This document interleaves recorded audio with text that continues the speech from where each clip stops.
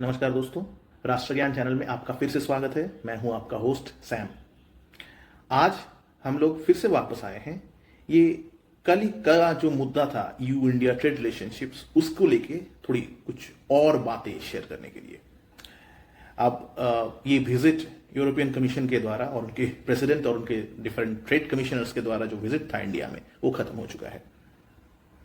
अब ये जो विजिट हुआ, इसमें दो चार इंपॉर्टेंट पॉइंट खासकर निकल के सामने आ गया।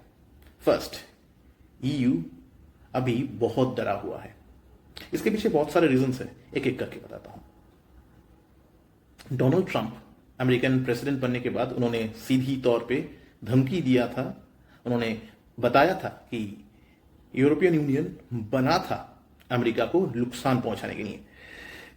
जैसे कि आप देख लीजिए, अमेरिकन कार्स जैसे कि शेवरले, फोर्ड, देन लिंकन, ये सब अगर आप चेक करेंगे तो यूरोप में ज्यादा बिकता नहीं है।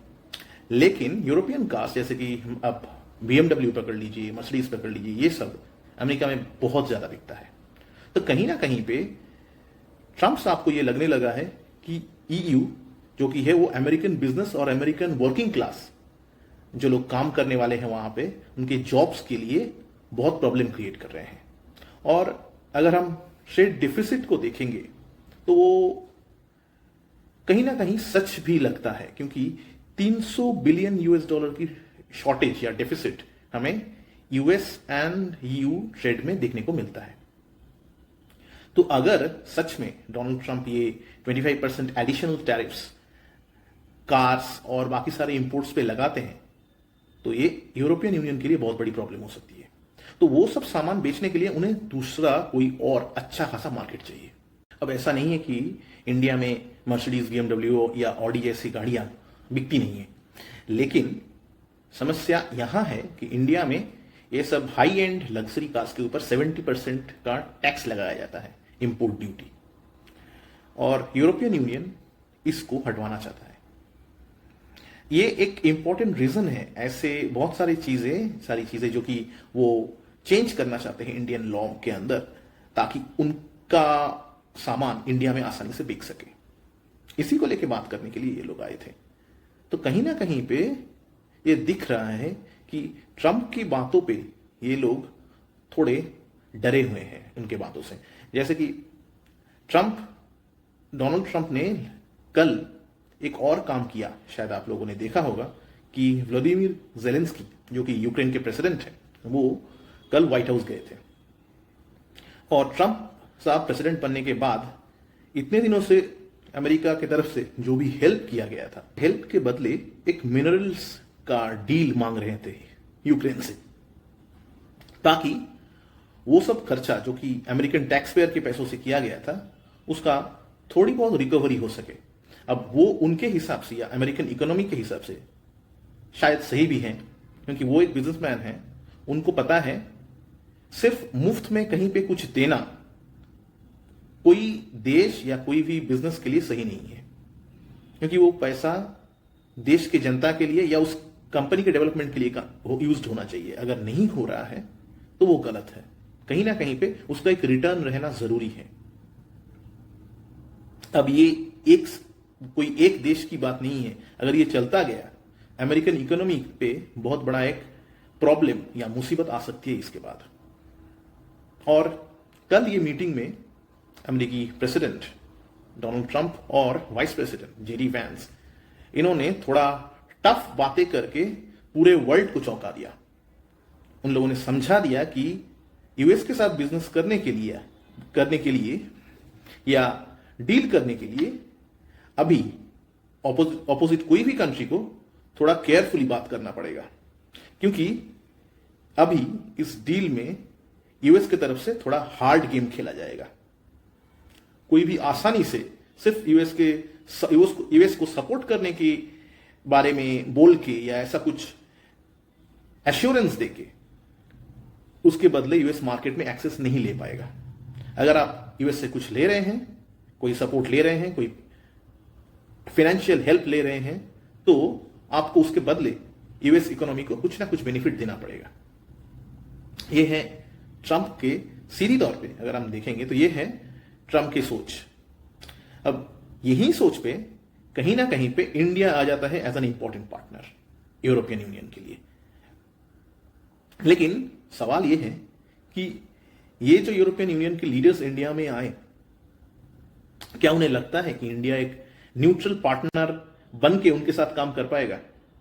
क्योंकि इंडिया यूरोपियन यूनियन या वेस्ट के साथ, पश्चिमी सारे ये सब देशों के साथ मिलके रशिया को यूक्रेन वॉर के लिए कंडेम नहीं किया था। अब ये बात बहुत सारे यूरोपियन लीडर्स को या जर्नलिस्ट को, मीडिया हाउसेस को पसंद नहीं आया था। अब इंडिया ये कर भी नहीं सकता, क्योंकि इंडियन मिलिट्री में जो भी हार्डवेयर यूज होता है, जो भी टैंक्स से लेके प्लेन्स तक, वॉर प्लेन्स तक जो हम लोग यूज करते हैं, उनमें से आधा रशियन है। तो रशियन सपोर्ट हमारे लिए जरूरी है। कल को अगर कोई हमारे ऊपर अटैक आता है, चाहे वो पाकिस्तान से हो या चाइना से हो, यूरोप यहां से बहुत दूर है, लेकिन इंडिया को वो अटैक झेलना पड़ेगा, उसके खिलाफ लड़ना पड़ेगा। उसके लिए हमारे पास जो भी हार्डवेयर है वो एकदम रेडी यानी तैयार होना बहुत जरूरी है। और यही बात यूरोपियन यूनियन के लीडर्स समझना नहीं चाहते। अब ये लोग बात करने तो आए हैं, लेकिन मोस्ट इंपॉर्टेंट जो दोनों साइड के बीच लड़ाई वाली जो बात है वो है कि यूरोपियन यूनियन वहां पे स्टील प्रोडक्ट्स को इंपोर्ट करने नहीं देता। इंडिया से कोई प्रोडक्ट वहां जाता है, स्टील प्रोडक्ट स्पेशली, तो वहां पे कार्बन टैक्स बोल के एक इंपोर्ट ड्यूटी लगाया जाता है। ये वो लोग बोलते हैं कि ये एनवायरनमेंट के लिए इंपॉर्टेंट है। इंडिया में ये जो प्रोसेस से ये बनाया जाता है उसका कुछ एनवायरनमेंट पे इफेक्ट आ रहा है। इसको छोड़ के ये लोग इंडिया की रिलीजियस फ्रीडम और डाइवर्सिटी, इसको लेके भी बहुत सारे बयान दिए हैं। अगर आप न्यूज या मीडिया रिपोर्ट्स चेक करेंगे तो लास्ट एक साल में ऐसा बहुत सारा बयान अमेरिका या यूरोपियन यूनियन के लीडर्स की तरफ से आपको दिखने को मिल जाएगा। अब अमेरिका में तो सरकार बदल गई है, लेकिन यूरोप में यही लीडर्स पहले भी थे, आज भी हैं। ये लोग इंडिया के खिलाफ बहुत सारी बातें ऑलरेडी बोल चुके हैं। अब वही लोगों को लग रहा है कि इंडिया एक भरोसेमंद पार्टनर हो सकता है। ये लोग, अगर आप नोटिस करेंगे, ये लोग रशिया से सामान खरीदना नहीं चाहते थे, लेकिन ये इंडिया से रशिया का ही डिफरेंट ऑयल प्रोडक्ट्स जो कि इंडिया में रिफाइंड होकर यूरोप पहुंचता था, उन लोगों को अच्छी तरीके से पता था कि एक्चुअली ये ऑयल कहां से आ रहा है, क्योंकि इंडिया में ऑयल प्रोडक्शन बहुत कम है। तो रशियन प्रोडक्ट को वो लोग इंडिया के थ्रू खरीद रहे थे, तब उन्हें कोई प्रॉब्लम नहीं हुआ। जब बिजनेस के मामले में ये लोग अपने देश और पूरे कॉन्टिनेंट की सुविधाओं को नजर रखते हैं, तब इन्हें लगता है कि वो उन लोगों के लिए जस्टिफाइड है। लेकिन अगर इंडियन कार मैन्युफैक्चरर्स समझ लीजिए, जैसे कि टाटा या महिंद्रा या इन ऐसे कंपनीज को बचाने के लिए, या आयशर, इनको बचाने के लिए जब कहीं ना कहीं पे हायर टैरिफ रखता है, गवर्नमेंट रेवेन्यू के लिए अगर हायर टैरिफ रखता है, तब इनको लगता है कि ये नाइंसाफी है। इन्हें प्रॉब्लम तब होती है जब इंडिया अपने बिजनेस या अपने इंडस्ट्रीज या अपने जॉब्स को प्रोटेक्ट करते हैं, तब इनको बहुत तकलीफ होती है। ये लोग कार्बन टैक्स लगा देते हैं इंडियन स्टील्स के ऊपर। वो उनको लगता नहीं है कि वो एक टाइप का प्रोटेक्शनिज्म है, लेकिन इंडिया अगर इंडियन इंडस्ट्री या जॉब्स को बचाने के लिए 70% इंपोर्ट ड्यूटी लगाता है ये कार्स के ऊपर या ऑटोमोबाइल्स के ऊपर, तब इन लोगों को प्रॉब्लम होती है। अब कहीं ना कहीं पे ट्रंप ने जैसे प्रोटेक्ट किया अपने इंडस्ट्री को, और एटलीस्ट प्रोटेक्ट करने की कोशिश अभी वो कर रहे हैं, मुझे लगता है कहीं ना कहीं पे वही रास्ता इंडिया को भी इस डील के बीच में अपनाना चाहिए यूरोप के साथ। क्योंकि ये लोग ट्रेड डील के बीच में रिलीजियस फ्रीडम या प्रोटेक्शनिज्म टाइप के बहुत सारी बातें लेके आ जाते हैं, एनवायरनमेंट की बात लेके आते हैं। और इंडिया अगर अपने एम्प्लॉयज या अपने देश के जॉब सिक्योरिटी के लिए कुछ करे, तब उनको बुरा लगता है। ये सिर्फ इंडिया नहीं, यूएस या कोई भी देश के साथ इन लोगों की सोच ऐसी ही है। तो कहीं ना कहीं पे मुझे लगता है कि इंडिया को भी थोड़ा हार्ड बॉल गेम, जैसा कि ट्रंप साहब खेल रहे हैं अमेरिका में, वैसा हमें भी खेलना चाहिए। आप लोगों को क्या लगता है? अपनी सोच मुझे यहाँ पे लिख के बताइए। अगर मेरा इस वीडियो आपको पसंद आया हो तो लाइक कीजिए, कमेंट कीजिए, सब्सक्राइब कीजिए और इसको शेयर करना बिल्कुल मत भूलिए।